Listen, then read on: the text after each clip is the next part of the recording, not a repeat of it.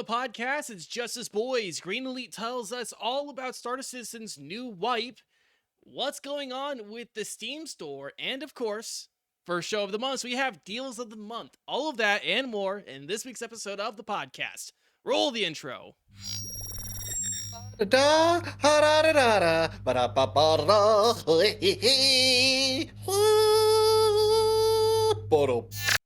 Deals of the month. That wasn't your best scatting, Mendachi. I'm sorry. No, it wasn't. It's okay. We'll work on it again. I didn't know what I wanted to do. Hello and welcome. Hello and welcome to Next to Nothing, a podcast for gamers on a budget. I'm your host, Danny K. With me, as always, the wonderful, the beautiful, the Mr. Green Elite. Green, how are you doing today? I'm doing okay. It's been a pretty stressful week so far. Been very busy trying to get kind of ready to move across the country for 13 weeks. So Yeah, I'm kind of in that prepared mode, you know. Isn't that fun? Oh, it's just great. It's Isn't great. that- I've like gotten her car like roadworthy, like perfectly roadworthy, and like fixed the windshield wipers, did new ball joints, new struts. And I haven't even like worked on my vehicle yet. Mm-hmm. So yeah, it's a good time. And clearing out the storage unit, getting ready to pack the stuff that we're not taking with us when we actually move. Mm-hmm. So yeah, it's crazy. Yeah, I feel you. We're also joined by the spooky and the ukuli, the Mendachi. Mendachi, how are you doing today? Man, I ain't got to deal with none of that shit. In fact, I took yesterday off. I took today off. I'm only working tomorrow and the next day, and that's it, homie. And I'm having another 4-day weekend. Yeah, I've just been doing nothing but playing video games, getting ready to go back to school, calling different places, being like, hey, can you send that paperwork? Do you have that paperwork? Hi, did you get that paperwork? And it's just been great, chasing my own tail. I can't say I envy you whatsoever. I don't think anyone does, but you know No. what? I am so determined to not be dumb anymore, Danny. I'm gonna get all these rocks out of my dumb head. It's not a dumb head. It's a beautiful head, Oh, but it is filled with rocks. it is filled with rocks, so It's weird. Guys, there was one time that we lumpy. were hanging out, and like Mendachi like did like I got the water in my ear thing, and then pebbles fell out. It was fucking odd. Yeah, Never seen yeah, that that's before. like at least 5 times a day. I have to do this. Yeah. But everyone, thanks for watching and listening to the show. If you miss any part of the show today, you can find us on YouTube, Spotify, Apple Podcasts, Google Podcasts, and everywhere podcasts are found. If you want to join us live, you can usually do that on Twitch every Tuesday at 7 p.m. Central Time. We also have a question of the week this week. The question is, what's the furthest you've gone to run a game? What is the furthest you've gone to run a game? What is the process of like messing with config files for a game that was like not meant to run on your hardware? What is the most like you've like tried to like finagle settings so you could play at 30 frames a second because you are playing on a potato? What is like and we'll even extend this out to like the console folks. If like a game was out of print, what is like the furthest you've gone to like try to find a copy? Right? What is the furthest you've gone to run a game? Green. Honestly, I don't really try that hard, to be honest. I downloaded an emulator. Well, I switched from iPhone to Android. The real reason why I switched from iPhone to Android is because I wanted to run an emulator on my phone so I could play Pokemon, like the old Game Boy games, as well as Dragon Ball Z Boo's Fury on my phone. I have never told anyone that until now. We are revealing real fucking secrets on the show. This is what you guys come to us for. Real fucking secrets. That, and I broke like 7 iPhone 4s. Mm. Like Yeah. Good just shit. by accidentally dropping them. Like one time I was like laying in bed and my bed was a foot off the ground and my phone slipped out of my hand, landed on carpet, screen still cracked. Wow. I Mindot- am the reason why Best Buy doesn't have the black tie insurance anymore. Oof. That's my fault. Mendachi, how about you? I got two stories for you. So console side, uh, back when I was in high school and I had just like way too many friends, we all had Halo, and we all wanted to play Big Team Battle at the same time, and like in the same space. So my ass literally set up three gigantic tables around like a three-stall garage. We got a Switch rented out from the local Radio Shack. I had a buddy that worked there that crimped a 325-foot Ethernet cable, and we all then had which, like, I think in the long run we didn't need to connect to a modem at all. We should have just all been able to connect to the Switch. Either way, everyone then had like their own cables that they all connected to, and we hosted this like 12-hour long, like anywhere between Team Slayer and Big Team Battle, full lobby. The whole lobby was just in a garage. And that was the sickest shit, dude. It was so cool. As far as PC goes, my buddy Brent from PFTP has recently gotten me into the biz of getting to enjoy all the PS2 games that I either couldn't get my hands on when I was younger, or we just didn't get in the States. So, um, yeah, doing PS2 emulation for Japanese games that never got a localization, or the localization is incredibly hard to find, and then having to like offload all of those ISO files into the correct files and downloading the updates and everything like that and putting those in correct files and mounting everything together and running it on an emulator pretty much manually is a lot of work. But if you really want to play something, you can. Yeah. And I do. Also, if you didn't have Doom on an old Texas Instruments calculator, like, were you even in high school ever? See, I never had a graphing calculator, but I had always heard people like were able to emulate like Game Boy games on them, Hmm.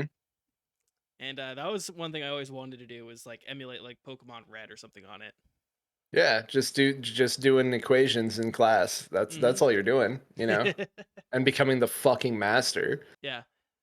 Yeah, no, and by the way, the only reason I never had a graphing calculator of my own is because I was so bad at math that I deliberately went out of my way to take the easiest classes possible. Mm. But I do have one answer for what's the furthest you've gone to run a game. Back when I just started getting into PC gaming, like right after I graduated high school, started getting into college, um, I was on a shitty laptop that was not meant for gaming. It was really meant as like a web browsing thing and like a word processor. It was a Dell Latitude. And I decided that I wanted to play Insurgency. And I had it gifted to me by my good buddy Stamp. And then found out that it ran okay-ish, if okay was right around 30 frames. So then I took all the settings all the way down, and then found out there's a program called Razer Cortex from Razer that was supposed to help boost PC performance. And that's what I did. I ran Razer Cortex all the fucking time. Nice. Yeah. How'd It that work out for you? it got me an extra 5 frames. I would average between 35 and 40 frames. Did you slap RGB in there?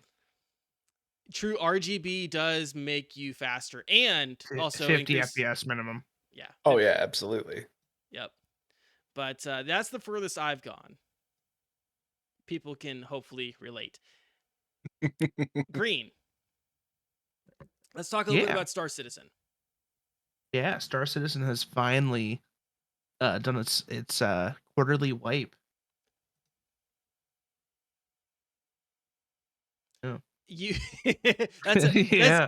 that is what we call a pregnant pause. Yeah, we're doing a very interesting and long pause because this wipe has been very interesting. It is the introduction of 3.17.2.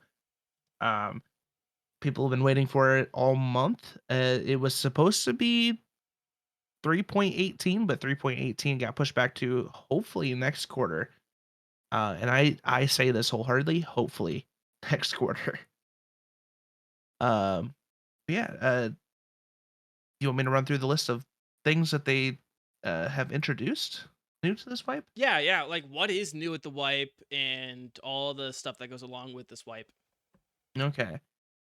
So 3.17.2 has brought a few changes to the persistent universe that has a lot of people hyped.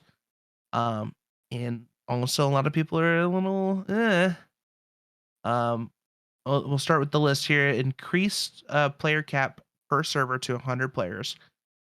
New points of interest called the derelict reclaimers and the colonial outposts. There's a new ground tank slash anti-aircraft vehicle called the Anvil Centurion. They've done AI improvements, including NPC reinforcements and NPC movement, which if you watch the trailer is really cool. They enemies can call in like drop ships for like reinforcements, which is really cool. They have added new illegal delivery missions like running drugs and stuff like that. They've put a little bit more focus into that now. They've made changes to combat assistance beacons, and then there's a new event called Siege of Orison. Um, and Siege of Orison is interesting. Really cool concept, but I have not had any fun with it. Can Um, you hmm? sorry, I'm sure you probably just No, went through no, this, go but ahead. can you describe like what Siege of Orison is, like how it works? Yeah. So you get I think it's every other day. Uh, you'll get a notification in your like mission page that will say that there is a space gang, a gang of space pirates called the Nine Tails, are invading the planet Crusader and trying to take over the home city of Orison. So they're requesting any help that they can get. The players accept this mission. They go to the location on Orison to get there, and then essentially they had to clear out different platforms of these AI NPC enemies, as well as like get into certain areas and kill like certain lieutenants and stuff like that. There's like various different tasks per platform. Um, the concept is really cool. I thought it was really interesting. A few things I did not care for was it's on Crusader, and for anyone who's played the game, Crusader is a pain in the ass to get to and from because it is a gas giant planet, and the atmosphere takes so long to get down to the planet and up off the planet. Which I mean, it is what it is. They're trying to be realistic. It's probably pretty difficult to get off of a gas giant planet. Um, but that's neither here nor there. The biggest issue I've had is when I've tried the event. The new movement thing that they've introduced is not really working properly in these events. Um, I've noticed a lot when I was playing that uh, these enemy NPCs would pop up out of nowhere, or they'd be walking and then they'd teleport a few feet ahead. So, like if I shot at one of them, there's no guarantee I'd actually hit them because they're moving, and then all of a sudden, boop, they instant transmission 10 feet ahead. Or they would just teleport behind me randomly and just shoot me, and I would die. And it's yeah, not a good time. Uh, a lot of people were complaining about it. It also seemed kind of like uninteresting. Hmm.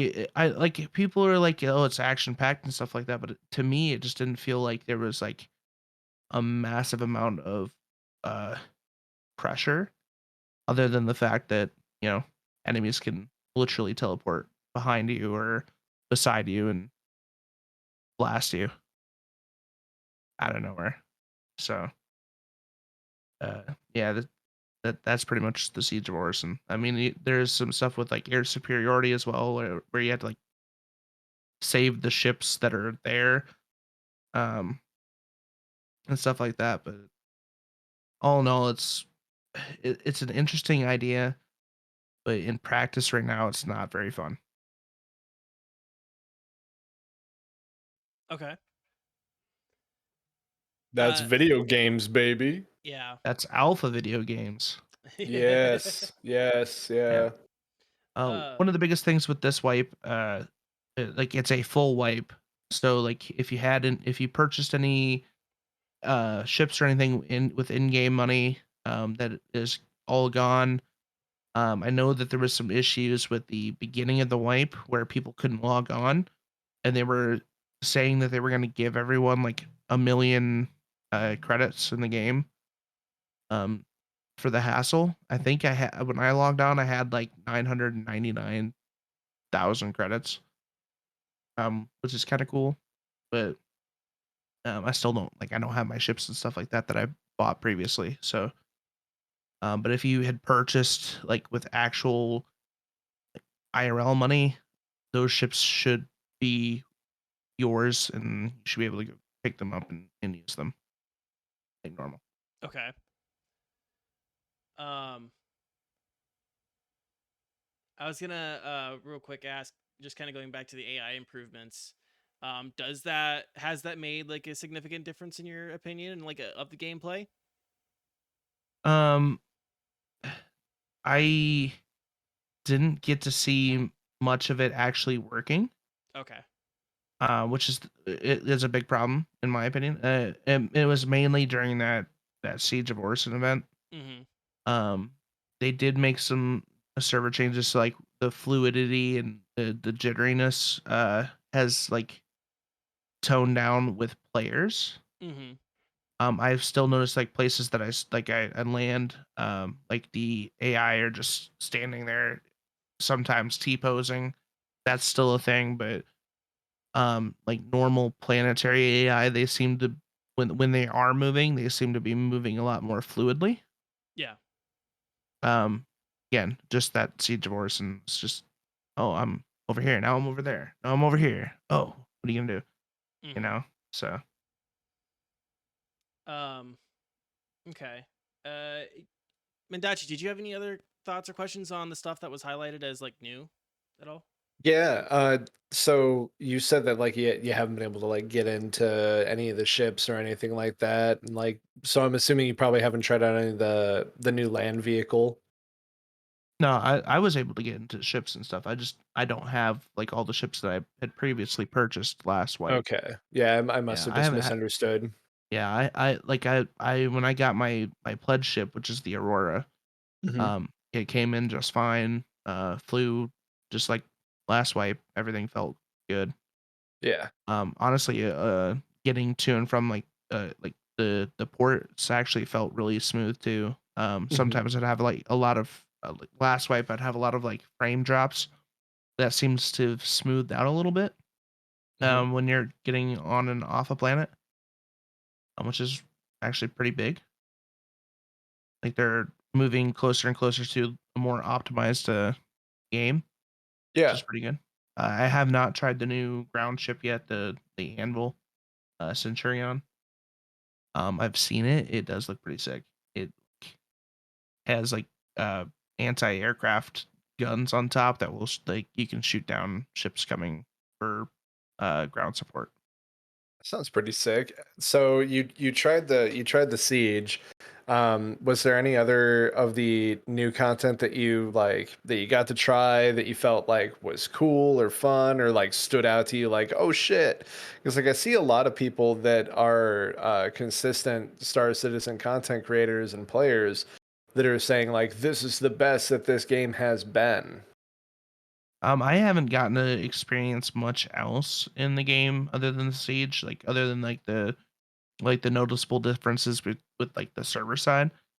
Mhm. I looked at one of the outposts that they had, the colonial outposts that was pretty interesting. They were like old rundown random points of interest that you'd have to do a mission at.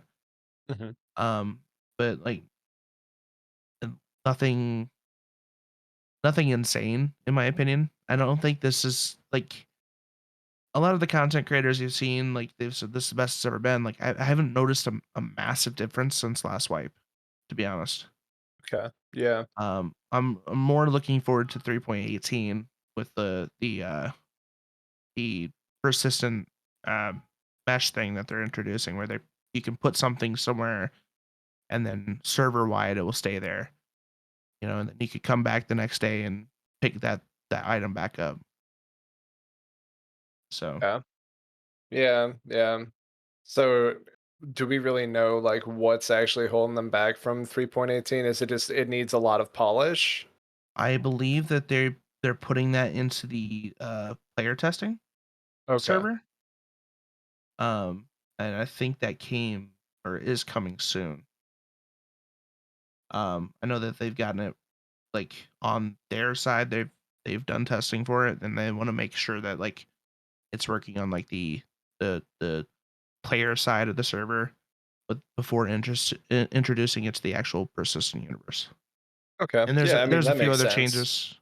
Yeah, there's a few other changes that are coming to 3.18 as well. I just don't have that full list yet. So Oh, for sure. no one does, but Yeah. Well, I mean, like at least they're adding things, right? And they're being yeah. consistent and open with what they're adding and everything. It's too bad that it was just slidey, slippy, slidey.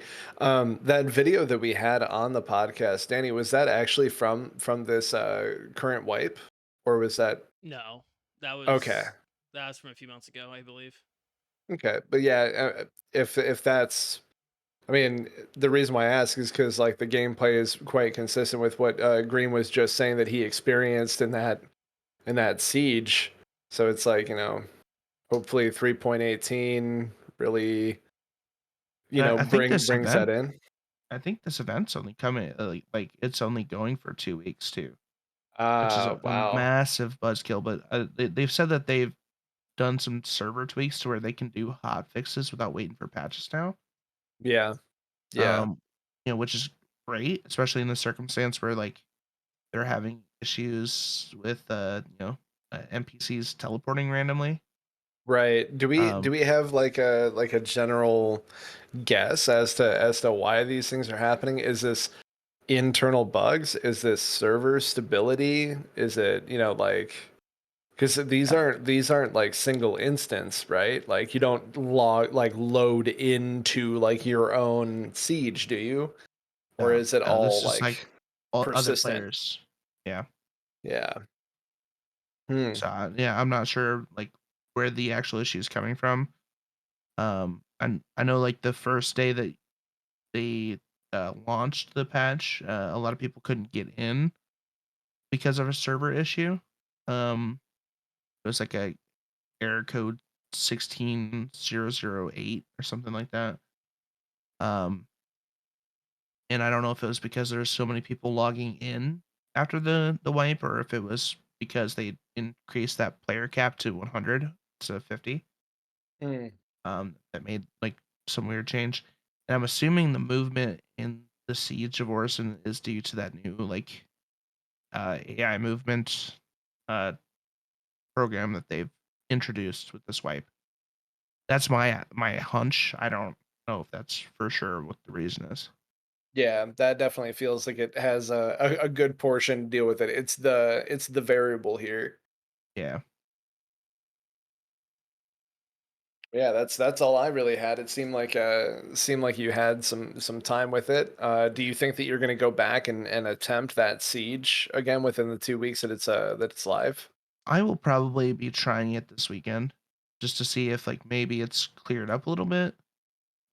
If it didn't or if it doesn't, I'm just gonna go do random shit and like try to make my money back that I lost. I had like 18 million stacked up and like six other ships, and now I have my little Aurora just floating around in space. So Yeah.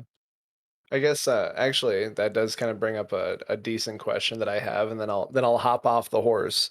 Um, do you feel like the wipe method of like clearing up servers and everything like that, and like having everyone start back on not necessarily like 100% foundation level, but like having everyone restart, kind of like with Tarkov and everything like that? Do you think that that's a good method and like cycle of gameplay for a game like Star Citizen? I honestly don't think it's necessary for this type of game. Right. But I believe the reason why they do wipes, the only time that they do like monetary wipes and ship wipes and stuff like that, is when they're introducing like new big things, like when they changed the game engine a few wipes Mm, ago, that they actually did like that full wipe. Normal update patches, like they don't clear everything. It's just like a few like minor changes that they've been working on. But I believe the reason why they did like a full wipe this time is because of like the new AI movement and stuff like that, as well as this big siege event. okay. Okay. Yeah. Interesting. Thanks, man. Yeah. I only have like two more questions. Hit me. Do you feel that the general community response to this wipe has been positive, or how are Um, how are you perceiving the community response? I've noticed a few people have not been a huge fan of it, especially like with the same people who've been experiencing the siege issue, or thought that the siege event was kind of boring. But then I've also seen a lot of positives, especially with the changes to like the fluidity within like the actual gameplay.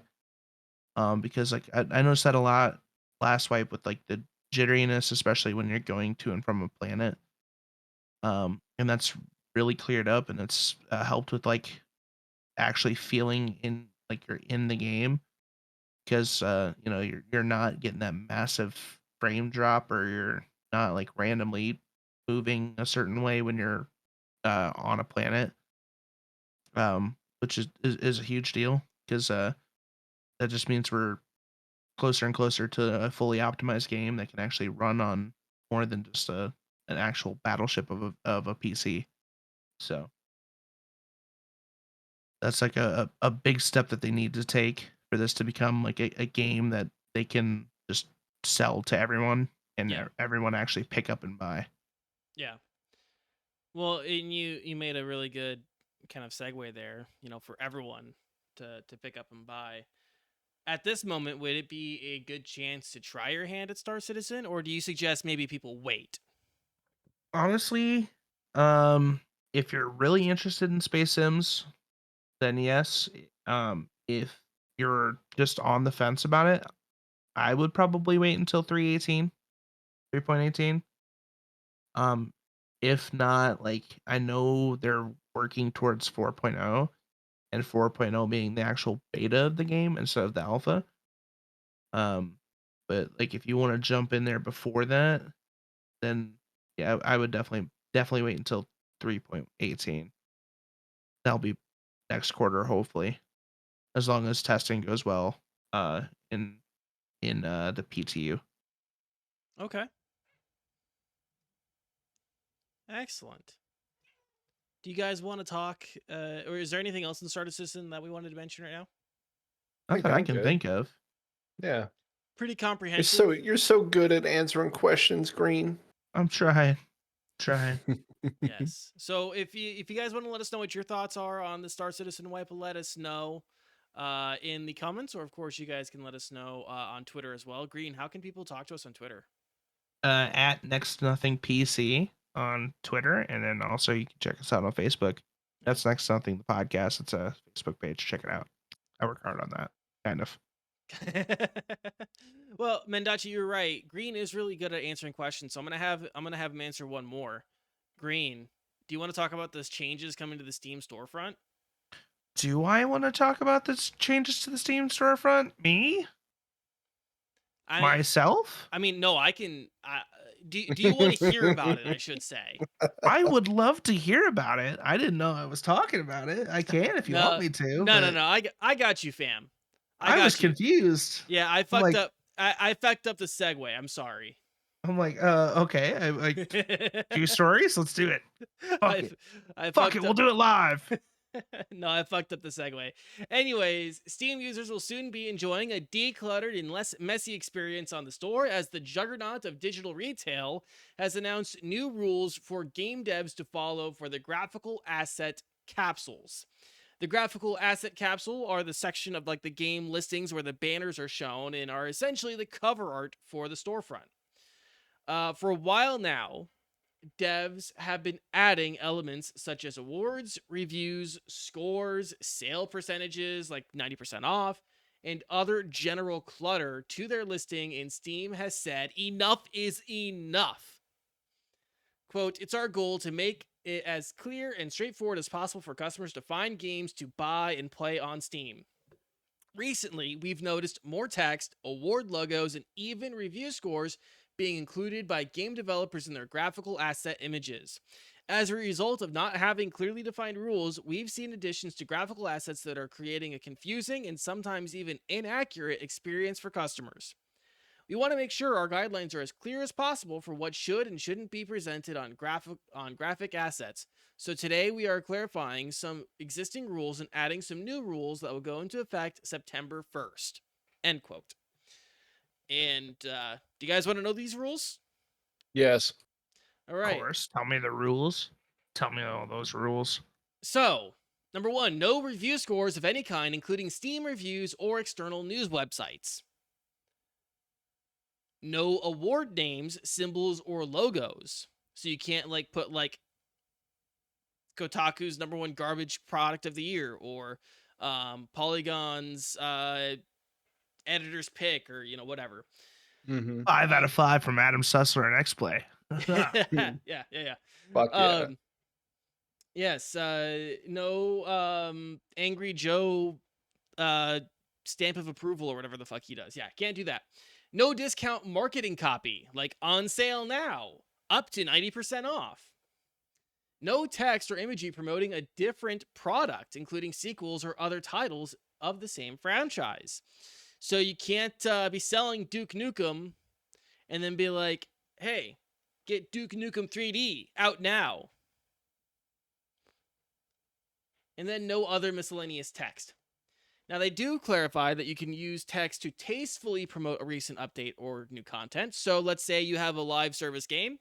We'll just pick Apex Legends, for example. You can, in fact, put a Apex Legends Season 35 on there. That's fine. You can do that.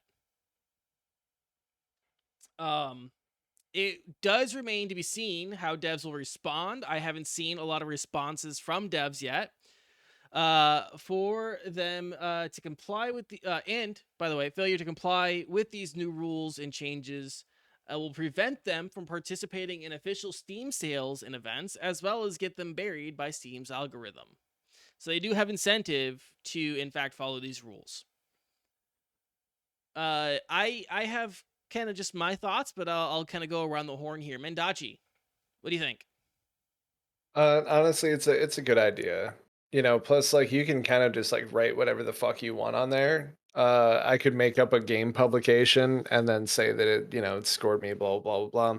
It leaves a lot up to the consumer to actually go and check that out. Most of us, we know we wouldn't go and do that. Are we actually going to like Google, say, Hades, who has like, I think it's like 14 different Game of the Year awards from different publications and like had 93 or at 95 on Metacritic, just a mess of things, right? But what if it wasn't that good, but it said it was? Because, like those, I think that there's like 6 of those awards that are showing on its not the thumbnail, mind you, but after you click it to look at its page on the store page, up in the top right, a little banner there, it'll show you like 6 different awards that it has. So just using it as an example, how many people are actually gonna, Google Hades, Supergiant Games, and go and see, like, did it actually get these awards, or was it a nominee, or was it even mentioned at all? It's not necessarily something that I think is probably happening, like a lot, or maybe even much at all. It's probably negligible. Um, I think that a lot of developers also need a way to just like very clearly be like, hey, these are some accolades our game did, and maybe you'd like it, which you can already do on your game's page in the Steam store. You click on it, and on the right hand side you'll see everything. Like, you have the options to add them there. So it kind of just begs the question of like, why do you think that you need all of that shit cluttering up the name of your game? I don't know. It's kind of goofy. If it's a problem, it's a problem, but I certainly haven't noticed it myself very much. Yeah. Green, do you have any opinions? Yeah, just looking at the store now, like there's a lot of culprits here. Like the quarry has like a whole like section of like 9 out of 10, 10 out of 10. Mass Effect Legendary Edition, Hmm. same thing. Oh, I Scarlet definitely Nexus. I am seeing yeah. that right now. Like Scarlet Nexus, and then Giant Laurel's 85% positive reviews. Yeah. Yeah, it's definitely something that should be addressed, especially if it's a particularly misleading. Hmm. Also just doesn't look good, you know? Like Yeah. Daisy has a survival sale up to 40% August 1st through 8th on their thing. Well, So that one I think is because it's an official sale. That might be okay. I'm not official sale sure. is Yeah, I don't know. I feel like that, they gotta be able to not pick and choose yeah, when they do that. So I don't know. Uh, I guess it really just comes down to like making sure that they're consistent with it as well. yeah. Yeah. Um, Here's a culprit that I just found. Symphony of War, 96% overwhelmingly positive Steam user reviews. Yeah, Written right on it. Yeah, Rust, DayZ. But yeah, like those are the other things too. Is it's like I feel like you probably could shrug those off because they straight up say like the date for the survival sale. DayZ straight up says survival sale up to 40% off. And then, most it, people too that are already gaming are like, I know what Rust is. I know what DayZ is. yeah, well, you have like Guardians of the Galaxy as well. Like the Marvel's Guardians of the Galaxy, their placard has best narrative 2021 winner. Hmm. So yeah, it's just I think it again as long as they stay consistent, make sure that like doesn't look overly tacky and like gets to the point, then yeah. I can yes for sure Yeah. agree with it. There Um, is one more that I'm gonna bring up because it's just like this is actually kind of egregious. Oxygen not included, which is a fun game. It's cute. It's interesting. But it doesn't just say oxygen not included on the thing. Like you've got your character, some cutesy shit on the left side, and then giant letters, oxygen not included. Then a semi-transparent bar that says in multicolored neon, "Fast Friends." And then below that it says new content update exclamation point. And it's just like, is this the actual thing that I should be clicking? Do I need to look for a different version of oxygen not included? What is going on? yeah. Help. Hey, I'm maulding. um, yeah. I think really anything that keeps the storefront looking clean and easily accessible for people and readable is fantastic. Something I noticed no other outlet has mentioned is how this could possibly reduce fraudulent advertising on Steam, Mm-hmm. specifically with the awards bit, right? As it is possible for a dev just to pay someone to give them an award, JD Power, Right, and, yeah. and for someone to or just like make up a fucking award and stick it on a banner. Um, you know, That's just entirely possible for someone to do, and I like the change. I think it'll help clean up the storefront, and I think it'll make things a lot easier for customers to decipher. And the fact that they like don't have an incentive now to put possibly fraudulent stuff. Like I'm thinking of like a Unity asset flip, right? That could Hmm. just put like fake review scores up on that thing to make it look legit or more legit for 99 cents that they put together with $5 worth of Unity assets. You know, I think that's for sure something that this will help clean up if that is in fact a problem. I haven't really seen that be a problem, and I haven't seen anyone really mention that potential, but I think it's still there. Yeah, yeah, that's kind of where I was kind of going with it too. Like in my previous rant of just like what's stopping people from just like writing dumb bullshit, or like, if you just put a 10 out of 10 and then you just say like from like Flimgard publications gave this 10 out of 10, or you just have a made up award of like biggest chin on male protagonist 2022.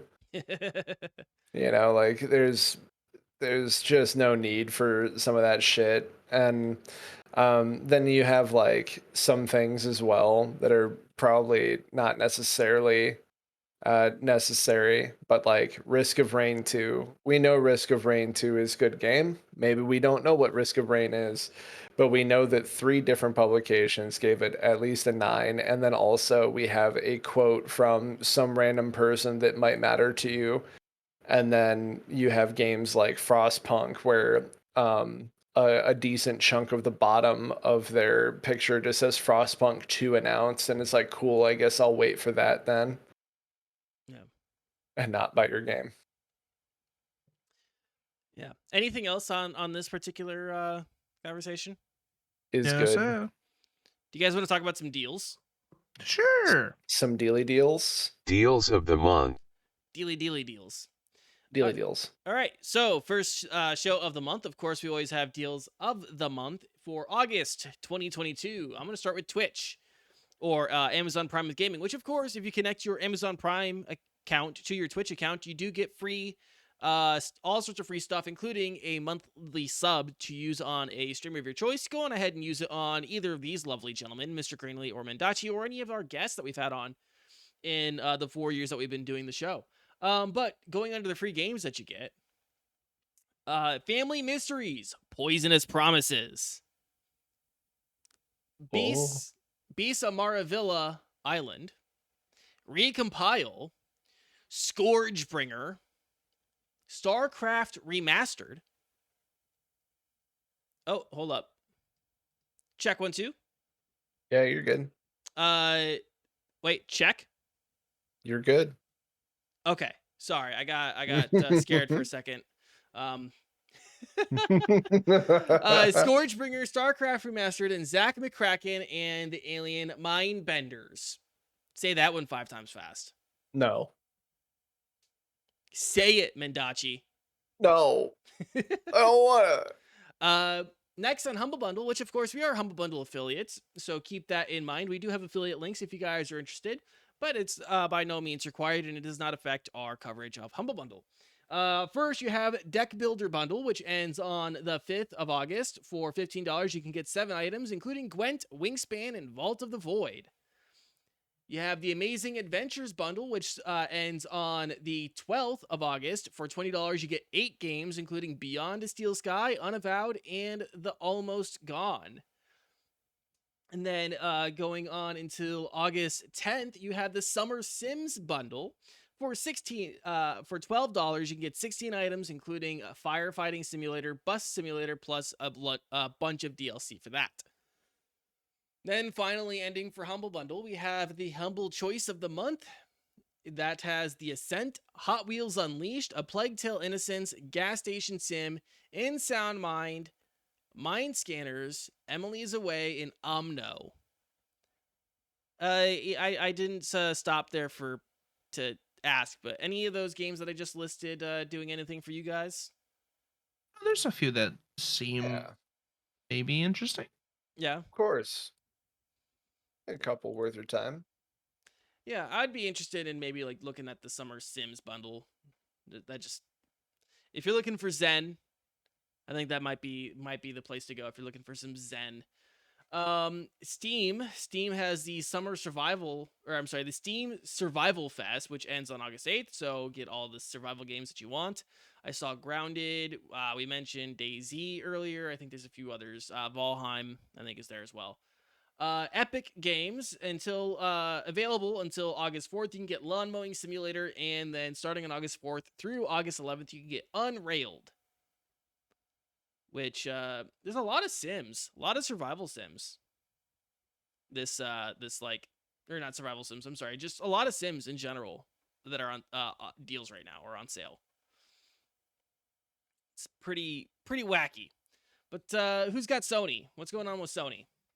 Sony, of course, has their summer days of play going on with 2,316 different things to look at for you. Some games up to 75% off. So there's tons of games in there if you're looking for the games under 20. For the sake of going through a massive catalog, I have curated 4 titles for you to perhaps grab and play. All of them being spooky because, I mean, look at me, of course, they're spooky. Plus, it's officially August, and this is the beginning of spook season. So, right now, Evil Dead, the game, is $29.99, down from $39. Bloodborne is still one of the most amazing games ever made, and you can start your journey into gothic horror for $10. So I don't know why you're still listening to this podcast and not playing Bloodborne. And then you also have Devil May Cry 5's Special Edition, which does come with a hefty amount of DLC. Fantastic game, and it's more than fine if you've never played a Devil May Cry game before. None of them make sense. They're just here to give you a good time. That's 20 bones, down from 40. And then a not so spooky title, Tales of Arise, newest title in the Tales games. Really good, fantastic gameplay, very, very fun, and just looks gorgeous. Great story too. So that's only $29.99, down from $59.99. And sticking Hey, with, what's up, oh, Green? sorry. The PlayStation Plus games as well. Yeah, Oh the yes, of Yakuza Like a course. Dragon. Yakuza Like a Yeah, Dragon and Tony Hawk Pro Skater 1 and 2 Cross Gen Deluxe Bundle, yeah, as Ooh. well that's as I think that's good Little shit. Nightmares. Little All Nightmares free. is good stuff. If you have PlayStation Plus, of course, then they're free. Yeah, and like a Dragon as well, being Yakuza 8. Again, you don't need to play the other ones to know what's going on here. We're just trying to have a good time, man. You should do that. Yeah. Sticking with you, Mendachi, what's going on with Nintendo? Nintendo, actually, for the second month in a row, doing pretty all right.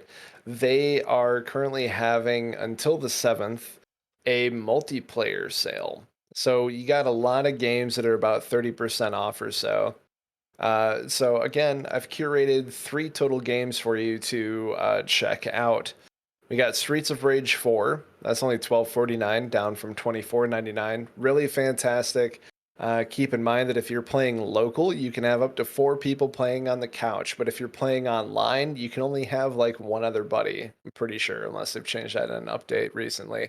And the Mr. X DLC, I don't see it on the store, so I don't know if it's available on the Switch yet. But the base game is more than enough fun to be had while you're waiting for that. Next is Windjammers 2. If you're not familiar, let me just sum it up for you. Imagine incredibly aggressive frisbee, and you're trying to dome your opponent, and it's kind of like fighting game meets frisbee. It's really, really fun. So if you're into that kind of competitive nature, that's only $15.99, down from $19.99. And of course, it wouldn't be a Nintendo sale or me telling you about deals of the month without me telling you that Monster Hunter Rise is on sale for 50% off at $30.59. And you should do that. There's hundreds of hours of good stuff to be had for $30. Hell yeah. Green, what's going on with Microsoft? Good old Xbox Game Pass is getting a few games. As of today, they have Ghost Recon Wildlands for console, cloud, and PC. August 4th, you'll get Shenzhen IO for PC, Turbo Golf Racing for Xbox Series X and cloud and PC. Uh, August 9th, you'll get 2 Point Campus for console, cloud, and PC. Then August 11th, they're bringing Cooking Simulator for the console, cloud, and PC. And then for PC, Expeditions Rome and Off-Road Trading Company. However, a few games are leaving on the 15th, which is Boyfriend Dungeon, Curse of the Dead Gods, Library of Ruina, Starmancer, and Train Sim World 2. More Sims. More Sims. Any A other lot of deals? Sims. Any other deals that we wanted to mention, bring up? Not that I can think of.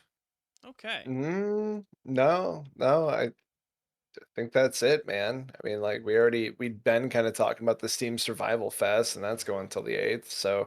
looks like everything's pretty much until like the 7th, 8th, some of them going later. But yeah, like now is always the time to act. Yeah. Well, excellent. I think we can wrap up the show then.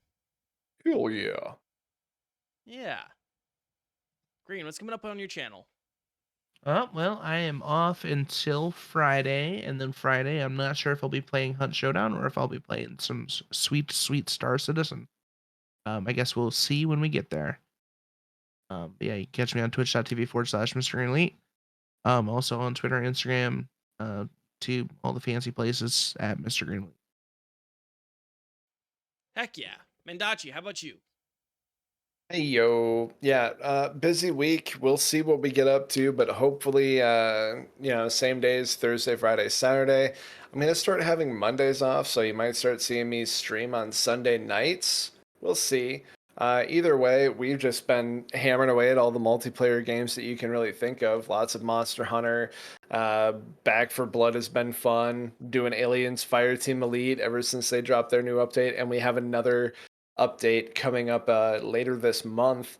Quite a few different things rolling around and stuff in the pipe. So yeah, stay up to date on my Twitter at only Mendachi. Otherwise, catch me on Twitch with the / Mendachi MENDACII. Heck yeah. I like the little slash that you did there. Yeah, Uh, / dab. Coming up with me on Thursday, I'm playing some Hunt Showdown. Saturday, some Hunt Showdown. And on Sunday, Yu-Gi-Oh! Master Duel. Oh, huh. Yeah, that's my current plans. I am on days that I am not streaming. I am working on projects that you guys are going to enjoy and have a good time with. So yes, that is me. You can keep up with me at on Twitter at DaniK DANIECAE. That's where I do most of my shit posting, and you'll be happy for it. Yeah, that's gonna wrap up the show this week. Thanks for watching and listening. Your time with us is always appreciated. Of course, though, I just forgot something that we needed to do. What's that, Danny? We needed to do a giveaway. Giveaways. Giveaway time. Yes. Hidden at the end. At the end. Yes, hold up. Let's do a quick let me go to last week's video and grab a name randomly from the comment section. Okay, comments. Mhm. Team winner is Scott Adkins. Oh, on Gleam? Twitter. On Gleam. On Gleam. Congratulations, Scott Atkins. And then Mendachi, heads or tails? I gotta go heads. All right. My squeezing arm. Congratulations. You have won the game. We will be in contact with you. Congratulations again. All right. Yeah, that's going to actually wrap up the show this week.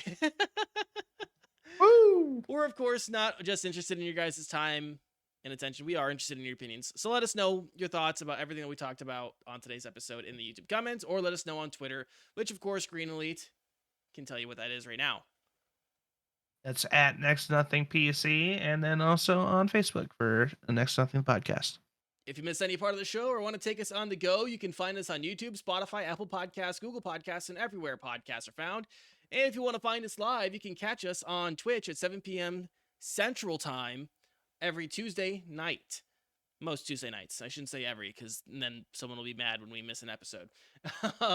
If you guys want to help support us and like what we do, drop a like and subscribe and ring that bell. That really does help us out a ton. That lets us know that you guys are enjoying what we are putting out there. And it also tells YouTube that you are enjoying it. Don't forget. Yeah, that's really about it. I had a whole other section there that does not apply to this week. Oh, Folks, until next week, stay safe, stay healthy, keep fighting the good fights, and we'll talk to you again next week. Goodbye. strudel Hello. goat.